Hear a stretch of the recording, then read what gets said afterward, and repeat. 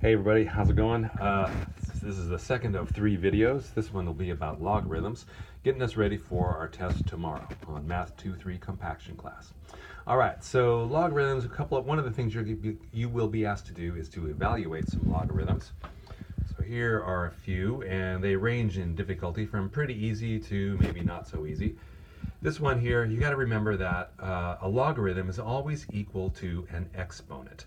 And the exponent is applied to the base of the logarithms. In other words, the base number to that exponent over there equals this, what we call the argument of the logarithm. So part of the problem that you'll deal with is just kind of having a good number fact base for different powers. For example, I'm pretty sure that everybody knows that 7 squared equals 49. So that's why log base 7 of 49 equals 2, because 7 to the second power equals 49. When you get something like this, log base 3 of 1 over 27, well, you want to know what power of 3 gives me 1 over 27. And so it's a fraction, meaning you should think of, okay, it's got to be a negative exponent. 3 to a negative exponent will give me this little fraction here, and it's negative 3. And you can sort of see I erased it there. But so 3 to the negative third equals 127. So same idea here, though. This is logarithm, and there's no base number, so you should remember that's always going to be base 10 if you don't see a little subscript there. And so 10, the cube root of 10 is the same thing as 10 to the 1/3 power. So base 10 to this exponent here is going to be the same thing as the cube root of 10. So 10 to the 1/3 power.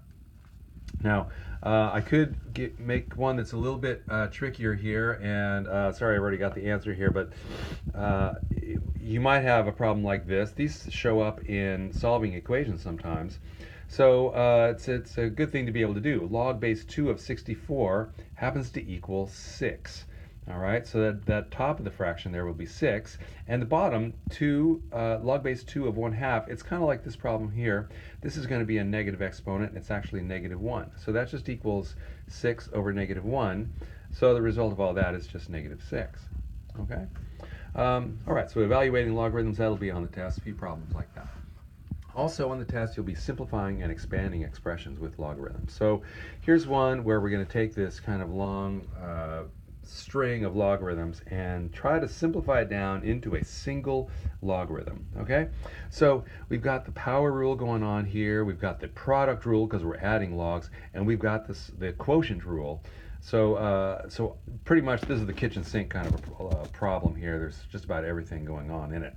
All right, so 3 times log of 5 would be the same thing as log of 5 cubed. All right, that's the power rule. And 1/2 log x is the same thing as log of, and I'll just write it as the square root, x to the 1/2 power, or the square root of x.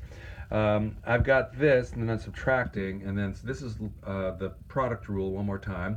I'm adding logs together, so this will be log of the product y times z, so yz, log of yz.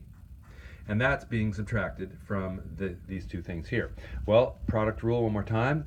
To get this into a single log, I'm going to have 5 to the third times the square root of x.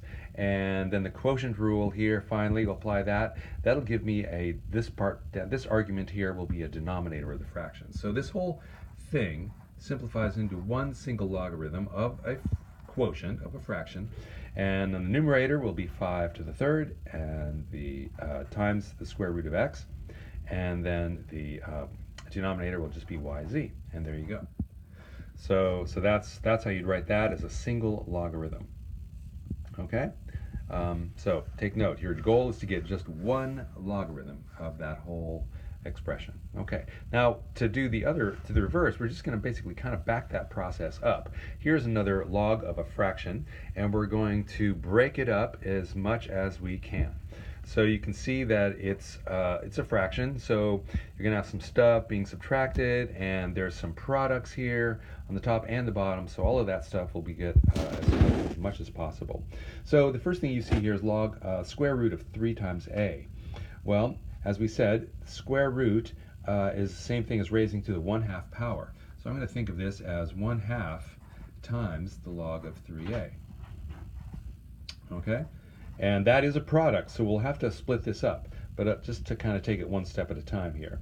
Then we've got, on the denominator of our fraction is a plus 1 times b. So if we subtract the logarithm of that product, all right, that will be a plus 1 times b, okay? So we've got these two things kind of set up now. Now I want to make sure that I split these up as much as possible. That's a product. I want to break that up. So I'll have 1/2, and I'm just going to put parentheses here, log of 3 plus log of a. And I'm going to subtract this logarithm here. I'm still subtracting, but now this is a product, so I'm going to again put parentheses and write the log of a plus 1 plus the log of b. And that's a pretty acceptable way to write this out. I could distribute the 1/2 to each of those things. I could distribute this negative sign to each of those logarithms, and I could write it that way as well, but the parentheses works pretty well. Okay? So the other thing that you're going to have to do with logarithms is use them in solving equations. And we have basically two kinds of equations, ones that are actually log equations, and also we use logarithms to solve exponential equations. So let's do these two examples here.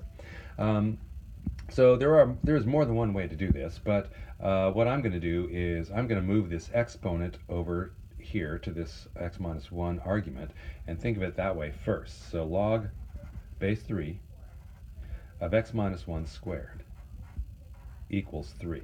Now I've got the logarithm kind of simplified down as much as I can. So the next thing to do is to take it out of its log form and write this whole thing as an exponential equation. So again, this is the exponent for that base, so it's 3 to the third power. 3 to the third power is 27. So to take this out of its log form and write it as an exponential equation, as an equation in exponential form, I should say. 3 to the third is 27, and that equals x minus 1 squared. So at this point, I think the simplest thing for me to do is just take the square root of both sides. And I'll get the square root of 27, and really that is plus or minus the square root of 27, so don't forget that, equals x minus 1. Oops.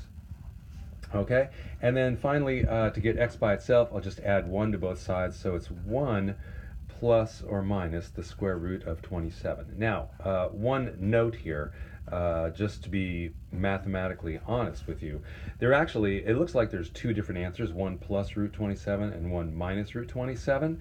That's not exactly true, because as we said this in the very beginning of our study about logarithms, the argument of a logarithm must always be positive.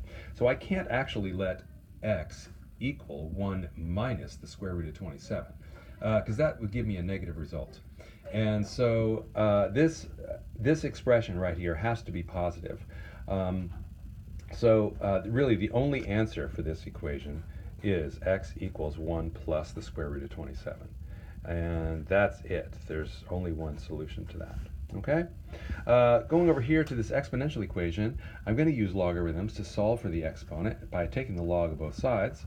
So log of 6 to the x plus 2 equals log of 21. Make sure you take the log of both sides of the equation. Whatever you do to one side, you got to do to the other. So now we're going to move this exponent, x plus 2, out in front. All right, so it's x plus 2 times the log of 6. Log of 6 is just some kind of number. All right, it's just a number like any other number. So that x plus 2 times log of 6 equals log of 21. Let's just divide by log of 6, and you get x plus 2 equals log of 21 over log of 6. And then to get x by itself, all I have to do is just say minus 2. All right, so let's kind of cross that out there. All right, so that's solving for x in that case right there. I can get my calculator out and figure out more or less what this equals and give it an approximate answer. Same with this answer here too. So on the test, you will be asked to give an exact expression for these solutions, as well as a calculator approximation for these solutions. Okay, but you know how to do that. All right, thanks.